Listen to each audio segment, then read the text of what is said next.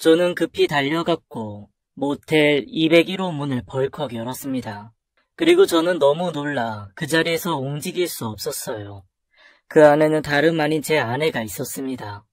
머리는 헝클어진 채 옷 단추도 뜯어지고 겁에 질려 웅크린 모습의 아내는 절 보고 얼른 고개를 돌리더군요. 왜 아내는 이 시간에 낯선 모텔방 안에 있는 걸까요? 오늘은 바로 그 모텔 201호에 대한 기막힌 이야기를 들려드리려고 합니다. 저는 얼마 전까지 작은 출판사 편집장이었습니다.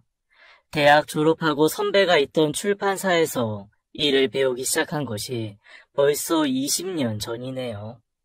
어릴 적부터 책을 너무 좋아해서 평생 책에 파묻혀 살고 싶다는 꿈이 있었기에 비록 대기업에 다니는 친구들이나 전문직 친구들보다는 박봉이었지만 다양한 서적을 기획하고 출판하는 작은 출판사에 입사를 했습니다. 저는 누구보다 열심히 일을 했고 운도 잘 따라줘서 출판한 책들에 대한 반응도 좋았어요. 그런 저의 일에 아내의 내조도 한몫했습니다.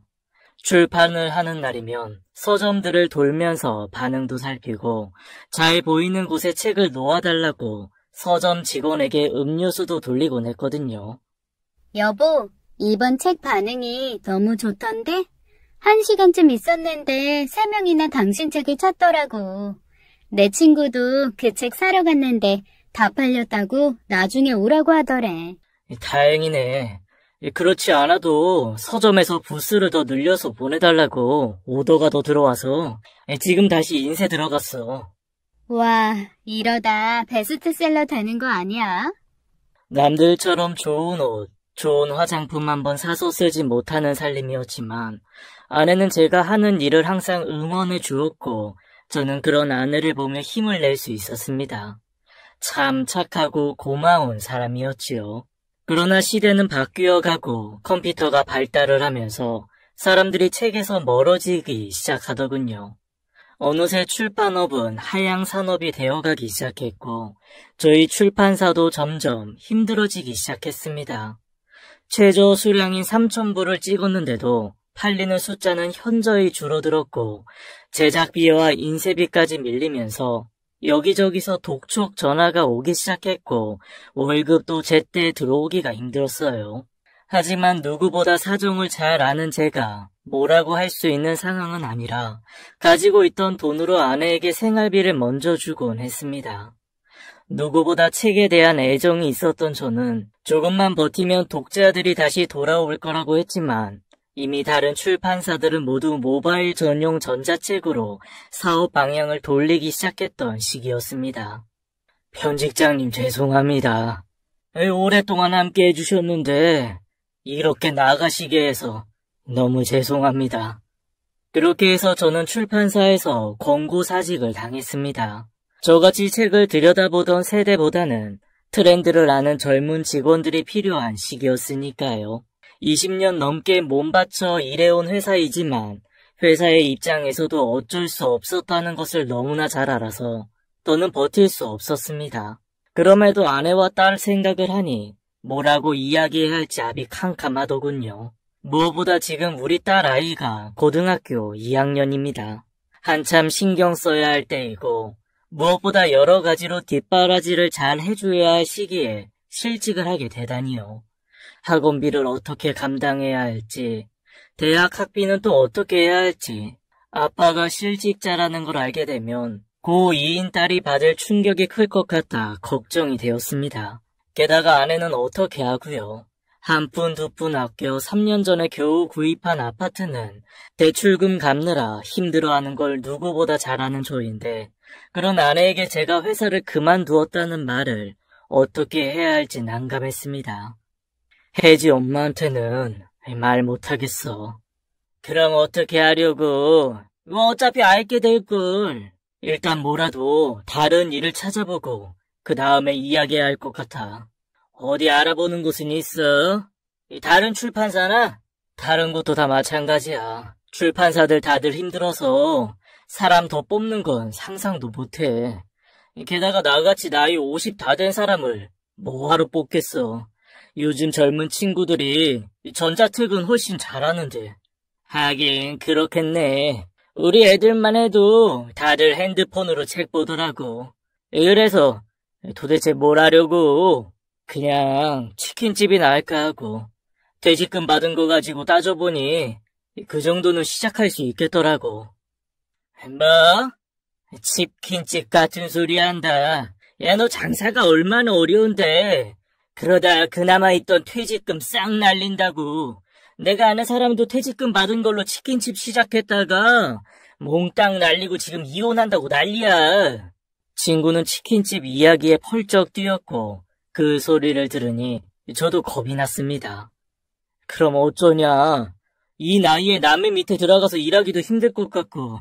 당연하지. 게다가 너같이 책만 들여다본 사람을 누가 쓰겠냐? 그렇겠지. 답답하다.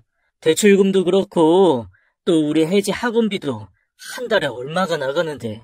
그래도 일단 창업은 아니야. 이 퇴직금은 건드리지 마. 친구의 말에 전 퇴직금은 은행에 정기 예금으로 묶어두기로 하고 대신 이것저것 일자리를 알아보기로 했습니다. 뉴스에서는 사람 구하기가 힘들다고들 들었지만 막상 제가 일자리를 구하려고 하니 마땅한 일 찾는 게 정말 쉽지 않더군요. 제 나이도 나이지만 중요한 건 제가 할 줄 아는 게 너무 없다는 것입니다. 조리사 자격증 있으세요? 저희는 조리하실 분이 필요하거든요. 중장비 기사 자격증 있으신 분은 잦습니다. 보아니 한 번도 막 일 안 해보신 분 같은데 괜히 이런 데서 다치기라도 하면. 그동안 저는 뭘 하고 살았던 걸까요? 자격증이나 따놓을 걸. 맨날 책만 붙잡고 살아온 인생. 막상 그 길이 막히고 나니 한 번에 실패한 인생이 되더군요. 당장 월급날이 다가오는데 이제 더 이상 아내에게 생활비 줄 수 없다는 사실에 더 이상 지체할 수 없었습니다. 아무래도 아내에게 이야기해야 할 것 같았어요. 그런데 여보, 아무래도 혜지 수학과에 늘려야 할 것 같아. 또? 지금 학원 다니고 있잖아. 고이잖아. 수아 엄마가 이번에 도곡동에서 가르치던 선생님을 겨우 모셔왔다고 특별히 우리 혜지 함께 넣어준대. 너무 무리하지 마. 지금 하고 있는 것도 힘든데 그러다 애 고3 되기도 전에 지칠라. 그렇지 않아도 나도 먼저 물어봤지. 그런데 지가 하고 싶다고 하더라고. 혜지가 다른 건 다 괜찮은데 수학이 늘 발목 잡는다고 속상해했잖아. 혜지가? 그래. 이제 1년도 안 남았어. 이런 기회가 없어요. 막판 스포트 올려야지. 그래서 과외비가 얼만데? 일주일에 2번씩 100만 원. 뭐? 아니, 뭐가 그렇게 비싸? 참 모르는 소리 한다. 그나마 둘이 해서 100이지 혼자 하면 150이야. 우리 혜지 안 한다고 하면 들어올 애들이 줄을 서 있거든. 그래도... 당신 돈 때문에 그러지? 내가 다른 거 아껴 쓸게. 앞으로 1년인데 다른 건 몰라도 지가 원하는 공부는 시켜야지. 그래도 당신이 꼬박꼬박 생활비를 벌어다 주니 얼마나 다행인 줄 몰라요.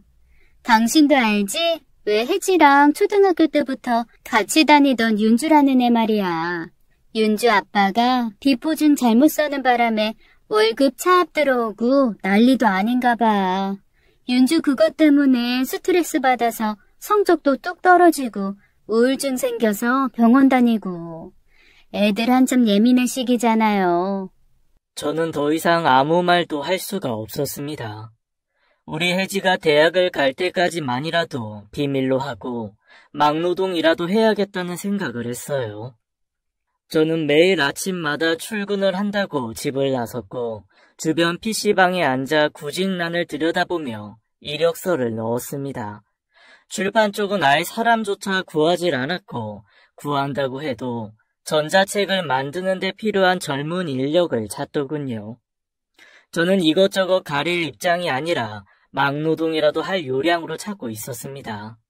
그러다 우연히 편의점 물류창고에서 사람을 뽑는다는 광고를 보고 지원을 하게 되었고, 운 좋게 바로 다음 날부터 출근을 해도 좋다는 연락을 받았지요. 도착하니 20대부터 50대까지 다양한 사람들이 줄을 서 있더군요. 첫날이어서인지 저는 박스 접는 일을 했는데 그렇게 어렵지는 않았습니다. 매일 책만 보다가 처음으로 몸을 쓰는 단순 노동을 해보니 오히려 잡생각이 없어졌어요. 하지만 나이는 어쩔 수 없었던 것 같습니다. 왜 이렇게 끙끙 앓아요? 몸 안 좋아요? 아니, 내가 알았어? 온몸에 식은땀을 흘리고 끙끙 앓더라고. 당신 몸이 허한가? 아니야. 그냥 남자도 갱년기니까 아무래도 전보다는 힘들지. 아직도 책 나르고 하는 건 아니지? 해지 약 지을 때 당신도 보약 한 점 먹어야겠어. 아내는 걱정스럽게 저를 바라봤고 저는 혹시라도 들킬까봐 아무렇지 않은 척을 했습니다. 그래, 난 가장이야. 이 정도는 이겨내야지. 우리 혜지 공부 하나 못 시키는 무책임한 아빠가 될 수는 없지. 어릴 적 한량같이 노는 걸 좋아하던 아버지 때문에 늘 혼자 고생하는 엄마를 보며 저는 절대 저렇게 살지 말아야겠다는 결심을 했었거든요. 다른 건 몰라도 자식 눈에 무책임한 아빠로 비춰지긴 싫었으니까요. 다양한 사람들이 모여 있었지만 다들 돈을 벌겠다는 의지만은 같았고 무엇보다 젊은 청년들이 열심히 일하는 모습에 더 열심히 하게 되었습니다. 손에 조금씩 익어가고 나름 꼼꼼하다고 칭찬을 받던 어느 날이었어요. 함께 일을 하던 청년 하나가 출근을 하지 않았고 저는 추가 수당을 받기 위해 그 청년 자리에 잔업을 신청했습니다. 그런 제 의욕이 정말 과한 것일까요? 무거운 생수 꾸러미를 들어 옮기다 그만 허리를 삐끗했고 그 자리에서 움직이질 못하겠더군요.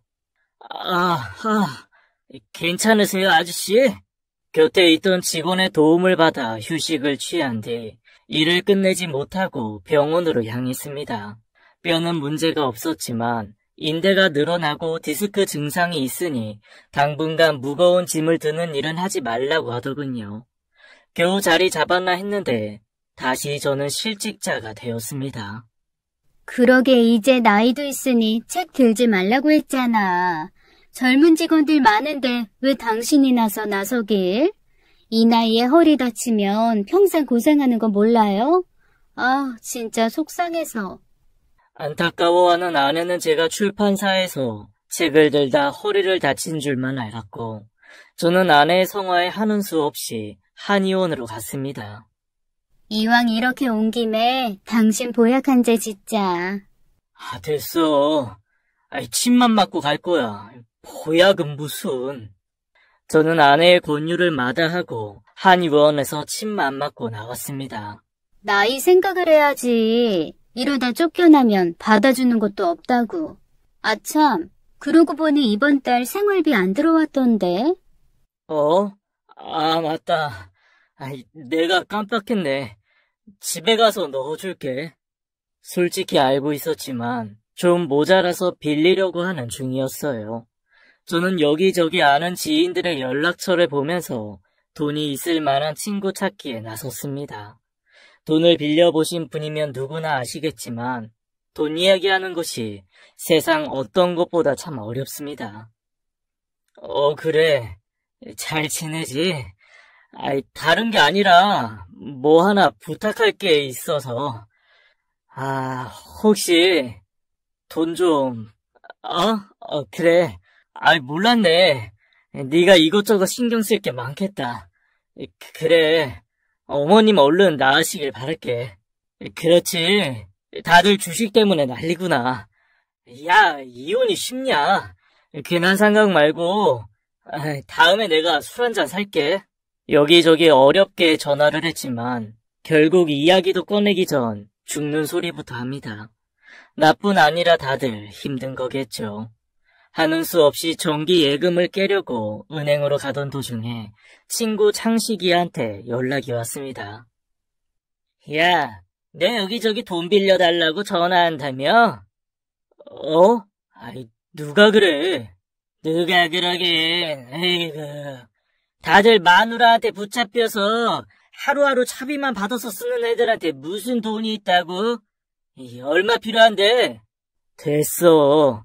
너한테는 지난번에도 내가 빌린 돈 못 갚았는데. 내가 알아서 할게. 그냥 정기예금 한 거 찾으면 돼. 내가 그건 건드리지 말라고 했지? 난 지금 당장 필요한 거 아니고 천천히 갚아도 되니까 다른 데 손 벌리지 마. 뒤에서 쓸데없는 소리들 하고 다닌다니까. 친구 창식이는 고등학교 동창입니다. 공부는 좀 못했지만 워낙 의리가 있는 친구였죠.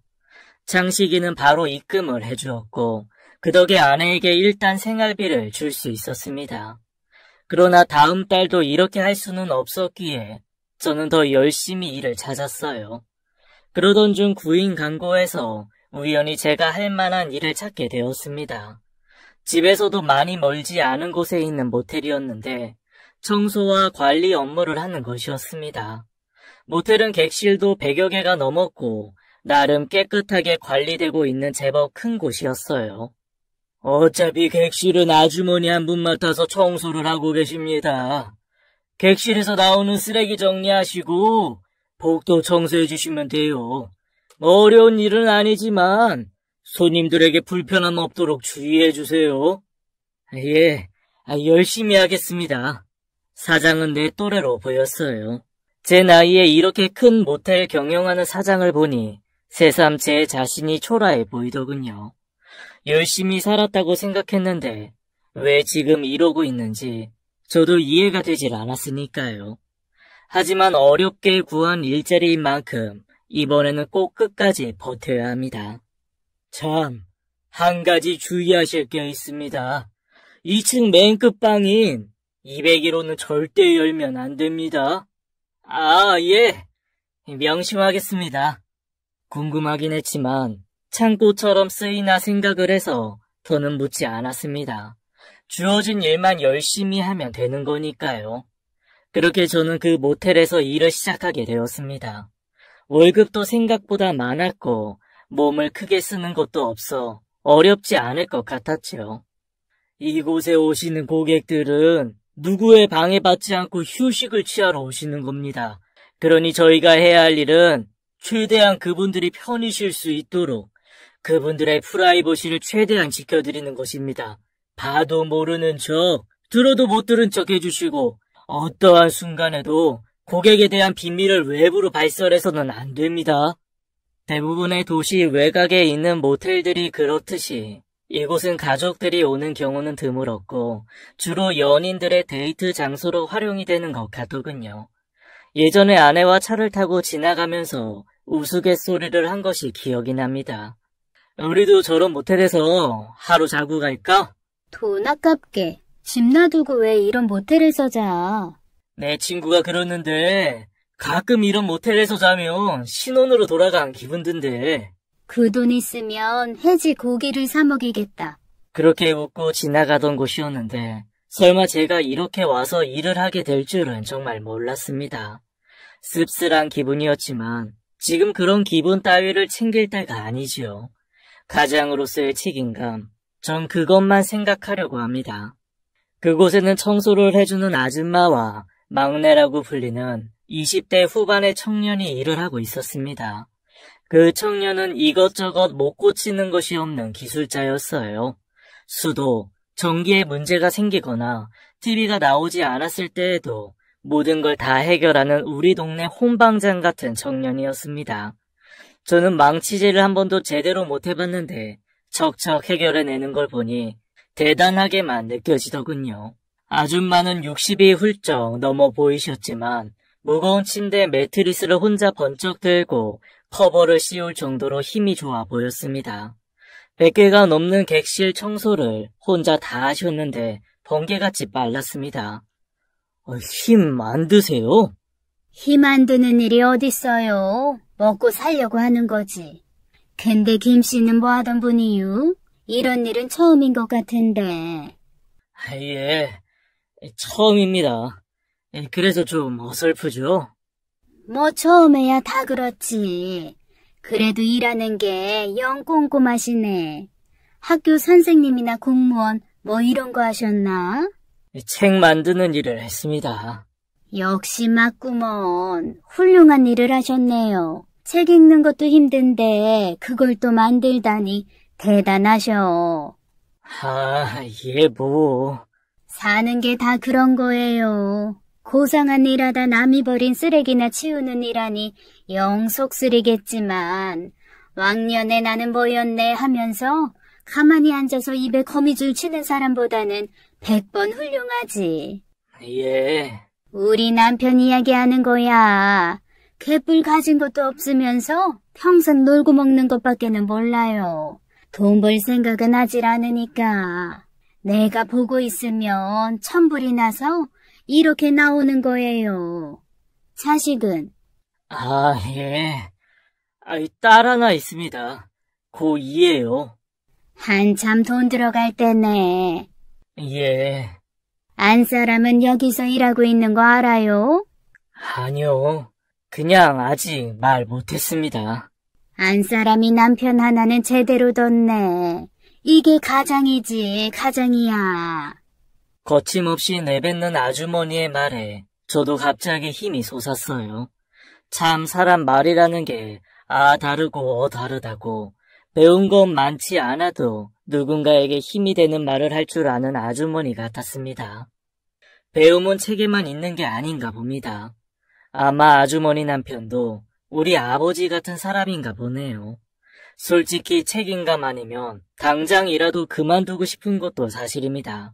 아파트 복도에 떨어진 쓰레기도 주워본 적 없는 저인데 알지도 못하는 사람들이 버리고 간 쓰레기를 모아서 버리는 게 제 직업이 되다 보니 내용물을 그대로 둔 채 무심코 버리던 커피캔 하나에도 반성이 되더군요. 쓰레기통 비우다가 주르르 흘려버린 커피에 옷이 다 젖었거든요. 그뿐인가요? 가끔 딸 같은 나이의 손님들이 드나드는 걸 보면 마음이 너무 불편했습니다. 부모님은 알고 계시려나? 저놈 저거 사기꾼 같은데. 우리 딸 혜지 생각이 나서 뭐라고 이야기해주고 싶은 걸 꾹 참아야 했지요. 보고도 못 본 척, 들어도 못 들은 척. 사장님의 이야기가 생각이 나서 저는 그걸 모른 척 지나가야 하는 것 자체가 너무 힘들었습니다. 그런 상황을 제외하고는 일은 할 만했습니다. 함께 일하는 아주머니도 청년도 좋은 사람 같았고요. 두 눈 꽉 감고 혜지 대학 갈 때까지만 버티자 하는 마음이었어요. 그러던 어느 날이었습니다. 점심때가 조금 지나서일까요? 아내에게 전화가 왔습니다. 여보, 웬일이야 이 시간에? 웬일이긴. 남편한테 전화하는데 시간 따져야 돼? 아니, 그건 아니고. 전화 안 하던 사람이 전화하니까. 점심은 먹었어? 그럼 먹었지. 뭐 먹었어? 그냥 뭐 설렁탕 먹었는데. 왜? 제대로 먹으라고. 대충 때우지 말고. 그래. 당신은 뭐해? 난 친구 만나러 나왔어. 그렇게 아내와 통화를 하는 순간이었습니다. 갑자기 사장의 큰 소리가 들려왔어요. 아줌마! 저는 혹시 아내가 들었을까봐 얼른 전화를 끊었죠. 그리고 소리가 나는 쪽으로 달려갔습니다. 그런데 아줌마가 201호 앞에 서 있었고 사장이 눈을 부릅뜨고 아줌마를 몰아세우고 있더군요. 내가 이 방문 열지 말라고 했어요? 안 했어요? 아니, 저는 그냥 안에서 무슨 소리가 나는 것 같길래. 아주머니 귀가 어떻게 된 거 아닙니까? 이 소리가 나긴 무슨 소리가 난다고? 죄송해요, 제가. 당장 그만둬요. 예? 아니, 갑자기 그만두라니요. 저 무슨... 내가 처음에 들어올 때 말씀드렸죠? 절대 그 방 근처에도 가지 말라고. 지금 아주머니께서 그 약속을 위반하셨잖아요. 아니, 그럼 빈 방에서 사람 소리가 나는데 가만둬요? 사람인지 귀신인지 알아야 할 것 아니에요. 내가 무슨 도적질을 한 것도 아니고 그냥 사람 소리 나길래 뭔 일이 있나 해서 가본 건데. 전 약속 안 지키는 사람 딱 질색입니다. 새 사람 구할 때까지만 계시고 나가주세요. 아이고 참, 살다가 별일이 다 있네. 코딱지만한 모텔 가지고 있다고 유세 떠는 거요 뭐요? 거기에 뭐가 있길래 이렇게 난리래요? 뭐예요? 이 아줌마가 진짜? 첩이라도 숨겨놨나? 아줌마, 당장 나가요. 그렇지 않아도 당장 나갈 생각이에요. 원 더럽고 치사해서. 그렇게 아줌마는 그날로 모텔 일을 그만두었습니다. 그리고 아줌마가 하던 청소는 급한 대로 저와 막내 직원과 함께 나누어 했습니다. 저는 괜찮은 아줌마 한 분이 그만둔 것이 내심 아쉬웠지만 다시 한번 201호에는 절대 접근조차 하지 말아야겠다는 다짐을 하게 되었어요. 그전까지는 그 방이 창고라고 생각을 했고 그래서 접근을 못하게 한다고 생각했는데 아주머니 말대로 그 방에서 소리가 나는 것을 저도 들은 적이 있거든요. 사장님께 이야기할까 했는데 아줌마를 보니 그 말을 하지 않았던 것이 참 잘한 일이라 생각되었습니다. 여자겠지 뭐겠냐. 그 정도 돈 있고 모텔 가진 사장인데 여자 없겠어? 결혼했다는데. 아이고, 이래서 문제야. 책만 본 놈들은. 당연히 했겠지. 했으니까 숨겨놓겠지. 그렇겠구나.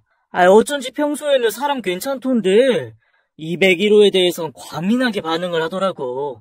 너도 조심해. 괜히 얼쩡거리다 쫓겨날라.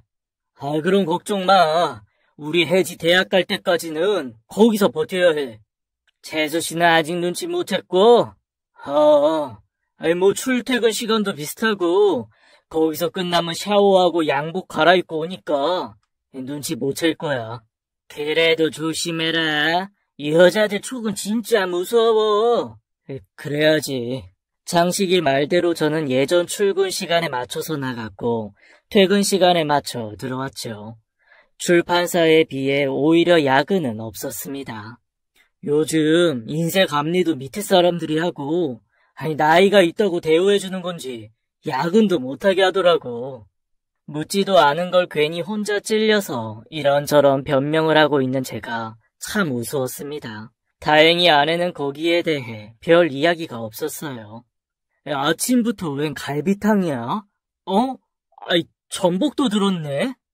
응, 전복이 보양식에는 최고잖아. 혜지도 그렇고 아침 잘 챙겨 먹어야지. 전에는 미숫가루 한 점 타주더니 혜지 덕에 내가 호강하네.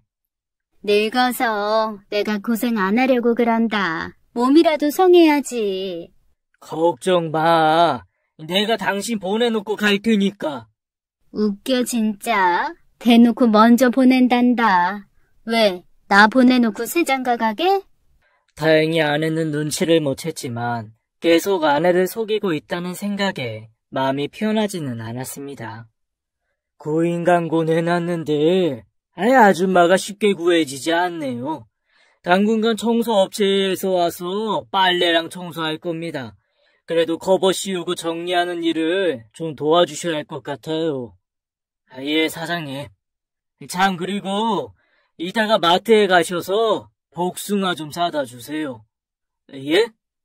복숭아요? 제가 오늘 세무서 다녀와야 하는데 늦으면 마트가 문을 닫거든요. 사장이 갑자기 복숭아를 사오라고 해서 저는 좀 당황했는데 갑자기 그때 아줌마 말이 기억이 났습니다. 갑자기 복숭아를 사오라는 거야. 복숭아 철도 아닌데. 그래서 어렵게 구해오긴 했는데 내가 얼핏 보니 201호에 가지고 들어가더라고. 보통 복숭아는 임신하면 먹는데.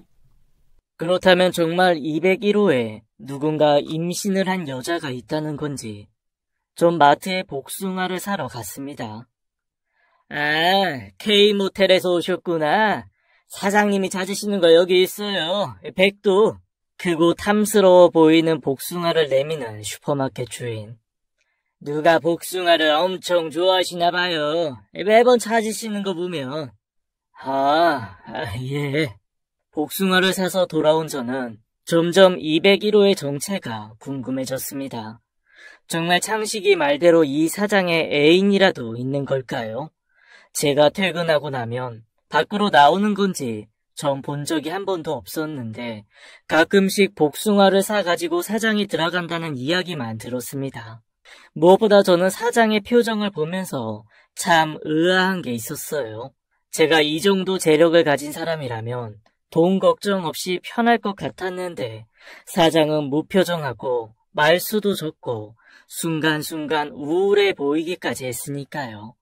돈만 있다고 모두 행복한 건 아닌가 봅니다. 사장님 가족들은 안 계세요? 다들 미국에 있을걸요? 애들이 거기서 공부를 한다고 해서 미국 보냈는데 사모님 애들 곁에 같이 계신다고 가셨대요. 참 부모 잘 만나서 자기들 가고 싶은 곳에 가서 하고 싶은 공부하고 쓰고 싶은 돈 팡팡 쓰고 부럽네요. 저는 대학 가려다 아버지가 다니던 회사가 부도가 나는 바람에 대학 포기했는데 말이에요. 이래서 다 금수저니 흑수저니 하나 봐요. 갑자기 막내 직원의 말에 아찔하더군요. 나중에 우리 혜지가 아빠 원망이라도 하면 어쩌나고요. 아버지 마음이 오죽하셨을까요? 자식한테 잘하고 싶은 부모 마음은 다 똑같은데 솔직히 우리 사장님이 돈 많으실 줄은 몰라도 가족들하고 이렇게 떨어져 사는 게 얼마나 외로운 일인데. 외롭다니요. 우리 사장님 하나도 안 외로워요. 오신 지 얼마 안 되셔서 모르시나 본데 201호에 왜 못 들어가는지 아세요? 아니, 왜? 여자가 있어요. 바로 201호에. 아이, 그게 무슨. 우리도 본 적은 없는데 거기서 소리 들었다는 사람이 한두 사람이 아니에요. 객실 손님까지 항의 들어온 적 있다니까요. 밤에 귀신 소리 난다고. 그럼 진짜 직원들 소문대로 사장의 애인이 201호에 숨어 있는 게 맞는 걸까요?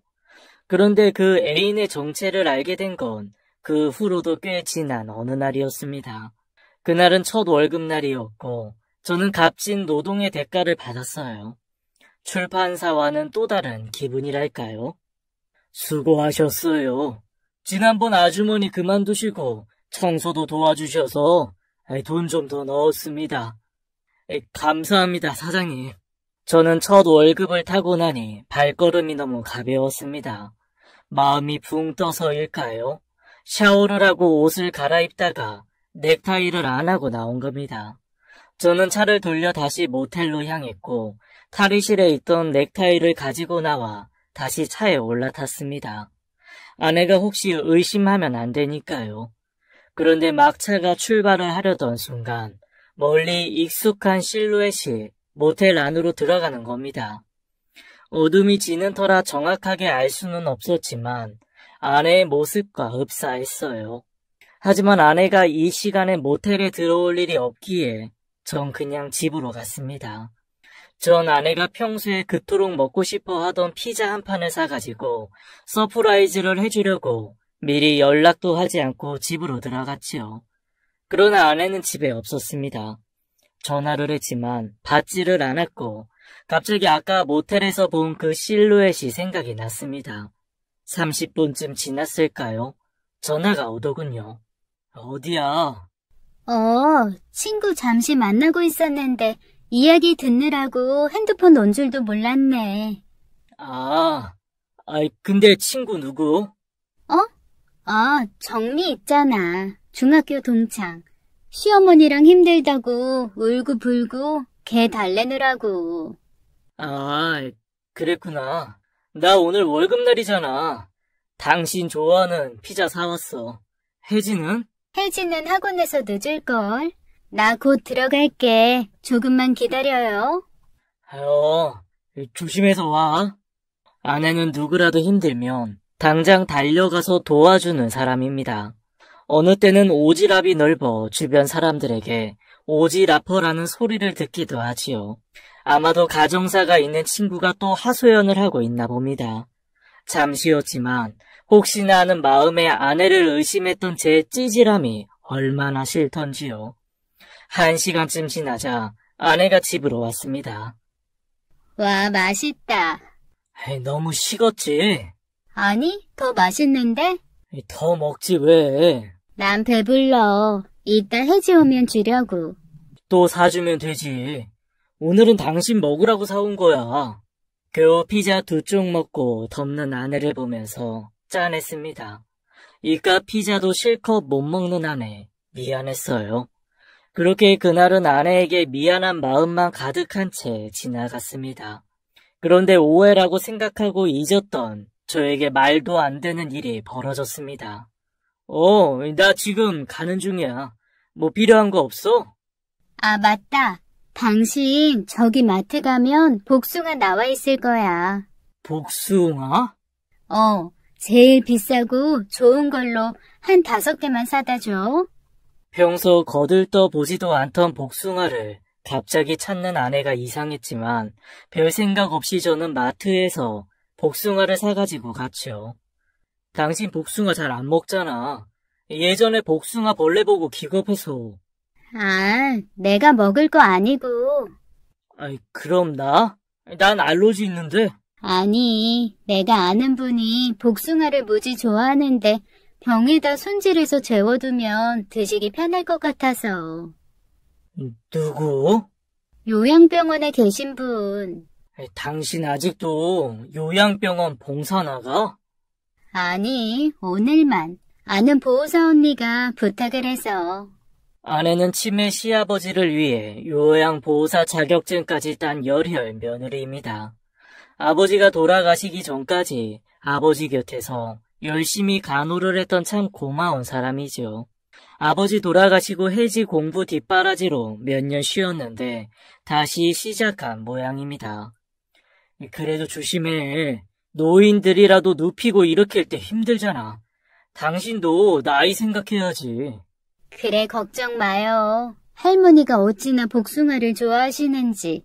밥은 입에도 안 대시면서 복숭아라면 하나를 다 드시더라고. 그렇게 아내는 복숭아를 정성스럽게 잘라 예쁜 병에 담더군요.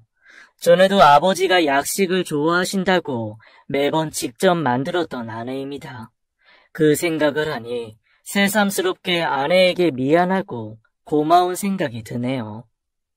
여보, 누워 계신 어르신들도 자식이 오는 날이면 아침부터 얼마나 행복해 보이는 줄 알아? 오랫동안 안 오는 자식 기다리는 어르신들은 밥도 잘 안 드시고 기운도 더 없고. 다들 젊은 시절에는 사회에서 열심히 살던 분들인데 우리 미래를 보는 것 같아서 난 짠해. 그래. 우리 아버지, 어머니는 당신 덕에 참 행복하게 사시다 가셨는데. 당신도 너무 스트레스 받지 말고 힘들면 그만둬도 돼. 갑자기 무슨 소리야. 혜지 대학 갈 때까지는 열심히 할 거야. 참 착한 아내입니다. 저는 그런 아내를 보며 더 열심히 일을 해야겠다는 생각을 했어요. 그로부터 3일이 지난 어느 날입니다. 참, 사장님이 출근하시면 방으로 좀 오라고 하시던데요. 그날 제가 그 사장님 방에만 들어가지 않았어도 후회할 일이 생기지 않았을 겁니다. 사장님 방은 모텔방 2개 크기였고 한쪽에서는 사물을 보고 한쪽에는 침실이 있었어요. 저 부르셨습니까, 사장님? 예, 앉으세요. 저는 속으로 또 그만두라고 하면 어쩌나 걱정이 되었습니다. 그동안 일하시는 것 보니 꼼꼼하시고 책임감 있게 해주시더군요. 말도 없으시고. 사실 제가 그동안 여러 사람 써봤지만 항상 문제는 남 일에 신경 쓰고 간섭해서 생기는 일이라. 지난번 아주머님도 일도 잘하시고 성실하신 분이지만 제가 아주 싫어하는 행동을 해서 내보낼 수밖에 없었습니다. 저는 사장이 왜 이렇게 장황하게 설명을 하나 궁금했습니다. 그런데 확실히 다르시더군요. 말씀도 없으시고 약속도 잘 지키시고. 그래서 말인데요. 앞으로 여자분 한 분이 올 겁니다. 봐도 못 본 척 지나가 주시고 아무것도 묻지 말아주세요. 예, 어떤 룸을 열어놓을까요? 신경 안 쓰셔도 됩니다. 201호로 방문할 겁니다. 예? 201호라고 말씀하셨나요? 예, 맞습니다. 약속 지켜주실 거란 믿습니다. 예, 사장님. 인사를 하고 사장님 방에 밖으로 나오려는 그 순간 제 눈에 들어온 무언가가 있었어요. 그리고 저는 잠시 제 눈을 의심했습니다. 그건 며칠 전 아내가 복숭아를 설탕에 절여 놓았던 바로 그 유리병이었으니까요. 그게 왜 여기에 있는 건지 전 알 수가 없었지만 분명 아내가 묶어놓은 핑크 리본까지 같은 것이었습니다. 그 순간 저는 머릿속이 하얘졌습니다. 그때 잠시 보았던 실루엣이 정말 아내였던 것일까요? 방을 나와서 전 혼란스러움에 일에 손이 잡히지 않았어요. 뭐래요, 사장님이? 저는 막내 청년이 이야기하는 것도 듣지 못했습니다. 아저씨, 왜요? 혹시 그만두래요? 아니, 그게 아니라 어떤 분이 오신다고 201호에. 그럼 그 여잔가? 어제 왔던? 어제 누가 왔었어? 예, 어제 아저씨 퇴근하고 제가 핸드폰을 두고 가는 바람에 다시 들어갔는데 어떤 여자가 사장실로 들어가더라고요. 그래? 저하고 눈이 마주치자 그 여자 얼마나 놀라던지. 그 사장 좋아하는 복숭아까지 가지고 나이도 꽤 있어 보이던데 참 한심해요. 복숭아? 예, 그래서 월요일이면 시키는 복숭아 배달을 안 시켰나 봐요. 그 여자분 얼굴 봤어요? 자세히는 못 봤지만 마흔은 넘어 보이던데. 전 손이 부들부들 떨렸습니다. 복숭아를 들고 온 아내의 모습이 상상이 되었고 저에게 분명 요양병원 노인을 위한 것이라고 거짓말까지 한 아내에게 배신감이 차올랐습니다. 그러고 보니 어제도 봉사 간다고 했었던 것 같았는데 확실치 않은 제 예상은 집에 와서 확실해졌습니다. 여보, 나 다시 봉사 다니기로 했어. 봉사? 어디로? 응, 서울 외곽에 있는 요양병원인데 지난번 요양병원 원장님 소개로. 몸도 힘들고 혜지도 돌봐야 하는데 뭐하러 다시 시작을 해? 아니야, 오히려 혜지가 학원서 공부하니까 시간도 많고 저녁 전에는 오니까 혜지에게 지장도 없어. 설마 했는데 정말 아내가 맞는 걸까요? 제가 그동안 아내를 너무 몰랐던 걸까요? 심장이 두근거리고 이 상황을 어떻게 넘어가야 할지 모르겠습니다. 아내는 누가 봐도 현모양처입니다. 부잣집에서 자랐지만 그런 티를 내지 않았고 결혼해서는 누구보다 알뜰하고 야무진 여자였어요. 오랫동안 시어머님 병수발을 했고 시어머님 보낼 때도 가장 많이 운 사람이 제가 아닌 아내였으니까요. 아이에게도 큰소리 한 번 낸 적 없이 온화하고 지혜로웠으며 저의 아침을 한 번도 놓친 적 없이 챙겨주던 여자입니다. 그렇게 완벽한 아내이기에 저는 항상 아내에게 고마웠고 힘든 결혼 생활을 한 아내에게 미안했습니다. 그런데 아내가 다른 남자와 만나고 있다니요. 게다가 저랑은 비교도 안 되고 돈 많고 능력 있는 사장과 너무 머리가 혼란스러웠습니다. 그러고 보니 가끔씩 큰 돈이 생겼다면서 돈을 내놓던 아내가 생각납니다. 주식 팔았어. 상한가 치길래. 종목이 무엇인지 알려주지도 않은 채 아내는 목돈을 벌었다면서 혜지에게 돈을 보내더군요. 저만 가만히 있으면 혜지도 걱정하지 않고 유학생활을 할 수 있는 걸까요? 아내도 더 이상 돈 때문에 힘들어하지 않고 결혼 전 친했던 부잣집 친구들도 만날 수 있는 걸까요? 말도 안 되는 상상을 하면서 저 혼자 괴로워하고 있었지만 아내가 저에게 하는 태도는 하나도 변한 게 없었습니다. 힘들지 여보? 내가 목욕물 받아놓을게. 당신 봉사 계속하고 있는 거지? 응, 왜? 아니, 어떤 사람이 당신을 봤다고 해서. 날 봤대? 어디서? 그게 어디라더라? 양평? 아내의 눈빛이 잠시 흔들리는 걸 보았습니다. 혹시 양평에 간 적 있어? 아니, 양평은 갑자기 무슨, 누가 그래? 진짜 안 갔어? 그때 봉사 간다고 하던 그날. 갑자기 아내는 정색을 했습니다. 안 갔다니까. 아내가 갑자기 버럭 화를 내더군요. 그래서 당신 그렇게 뻣뻣하게 군 거야? 내가 뭘? 참 다른 나라고 다르다 생각했지. 내가 봉사 안 가고 양평 가서 딴짓이라도 했다고 생각한 거냐고. 아니, 그리고 복숭아. 그때 갑자기 아내는 어딘가 전화를 하더군요. 그러더니 스피커폰으로 전환을 시키고는 언니, 누가 우리 봉사하는 날 나를 양평에서 봤다고 했대. 뭐? 누가? 나랑 봉사했는데 누가 널 봐? 이 사람이 나를 의심하는데 남의 말만 듣고. 하여튼 누가 남의 집에 분란을 일으키려고 또 시작이구만. 제부, 정주 저랑 같이 요양병원에서 할머니 똥기저귀 빨고 있었거든요. 저는 갑자기 민망했습니다. 아, 예. 의심할 사람을 의심해야지. 정주가 어떤 애인 줄 누구보다 잘 아는 사람이. 의심한 거 아닙니다.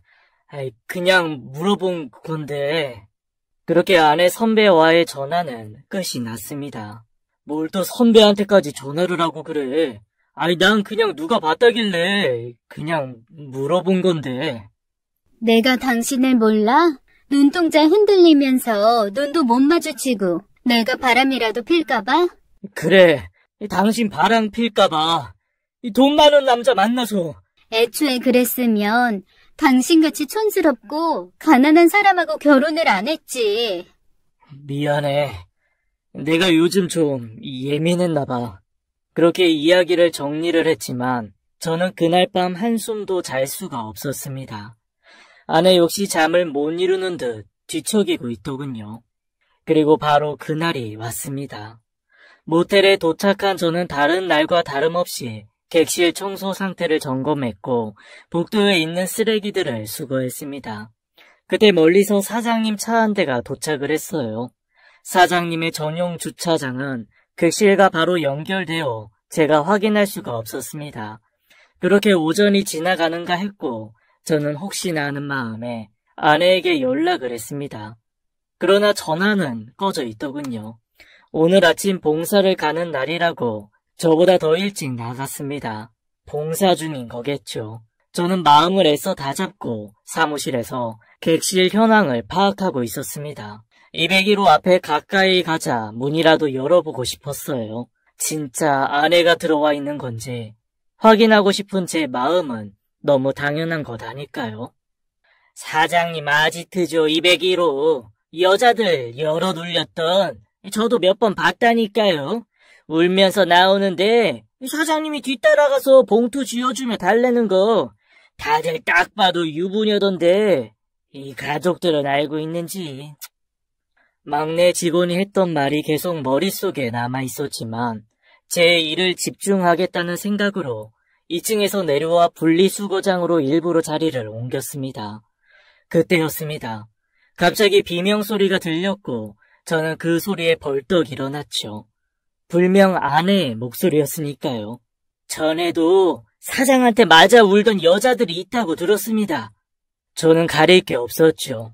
당장 201호로 뛰어갔고 마침내 201호 앞에 섰습니다.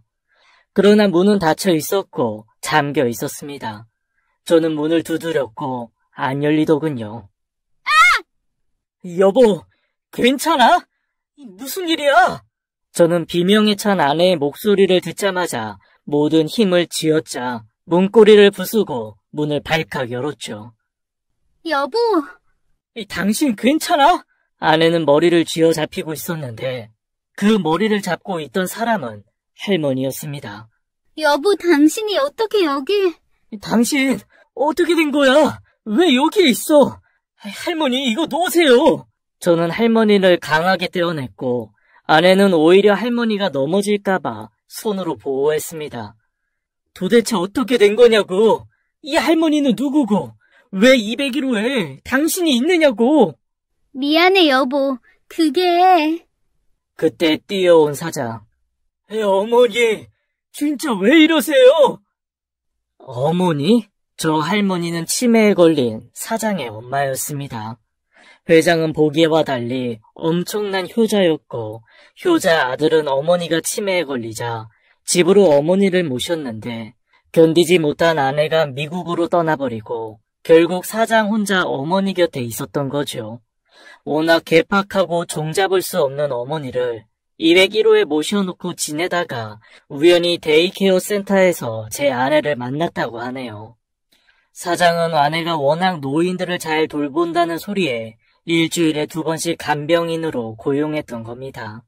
그동안도 가끔씩 간병인을 고용해서 201호에서 함께 지내게 했지만 사장 어머니의 괴팍함 때문에 매를 맞거나 힘들어서 그만두게 된 것입니다. 막내 직원이 보았던 것도 어머니의 행패에 눈물을 보이고 그만둔 간병인이었던 것입니다. 아내는 사실 제가 회사에서 실직 상태인 것을 알고 있었다고 합니다.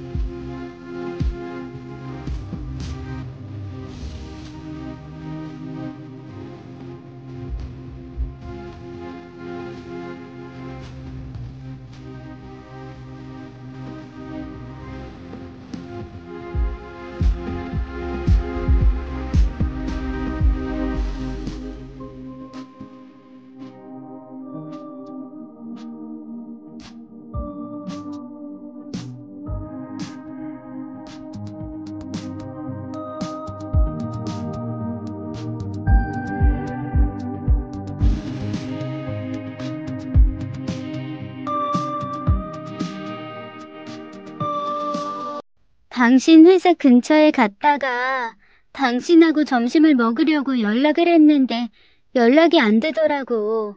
그냥 돌아오려 했는데 그때 함께 일했던 직원을 만난 거예요. 사모님, 오랜만에 뵈어요.